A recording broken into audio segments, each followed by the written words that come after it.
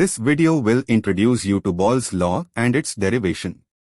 Boyle's law, discovered by the Anglo-Irish chemist Robert Boyle in 1662, states that the pressure exerted by a gas of a given mass, kept at a constant temperature, is inversely proportional to the volume occupied by it.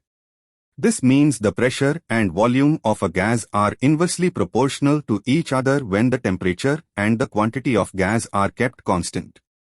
Mathematically, Boyle's law can be stated as P inversely proportional to 1 by V, which means the pressure is inversely proportional to the volume, where P is the pressure of the gas and V is the volume of the gas.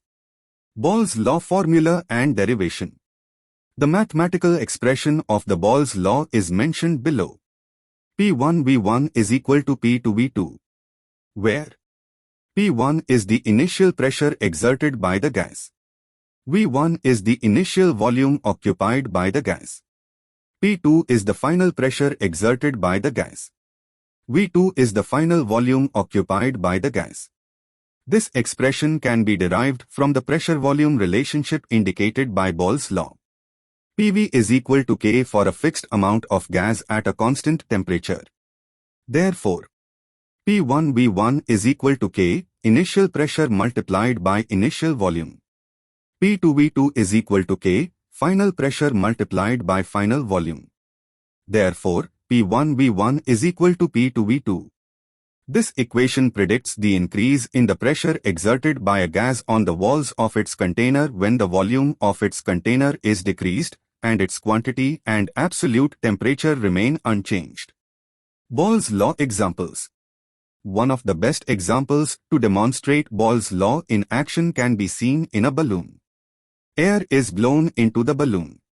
The pressure of that air pushes on the rubber, which makes the balloon expand.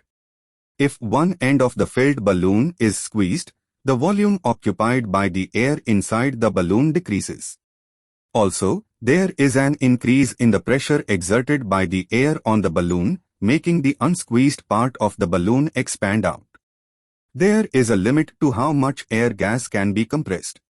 As the balloon is squeezed further, the increasing pressure eventually causes the balloon to break. With that, we come to an end to today's video, and to read more on Boyle's law, check out the link in the description as well as check out our website at www.getmyuni.com.